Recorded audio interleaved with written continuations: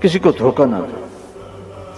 میرے نبی نے فرمایا طبع المؤمن علی کل خصلۃ الا الخیانۃ والکذب، میرا امتی ہر گناہ کر سکتا ہے، دو کبھی نہیں کرے گا، ایک جھوٹ کبھی نہیں بولے گا، ایک دھوکہ کبھی نہیں دے گا۔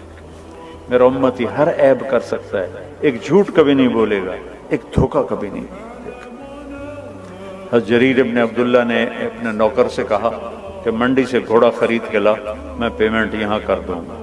وہ 300 درہم میں گھوڑے کی قیمت لگا کے آیا، کہا جی انہوں 300 روپے دے دے۔ جریر جو تھے شاہی خاندان کے تھے، یمن کے، اور شاہی خاندان میں گھوڑوں کی نسلیں بھی یاد کروائی جاتی تھیں شہزادوں کو۔ تو یہ مسلمان ہوئے آخری دور میں، تو انہوں نے گھوڑے کو دیکھا تو وہ مہنگا تھا، 300 کا نہیں تھا۔ کہنے لگے بھائی تیرے گھوڑے کے 400 کر دوں؟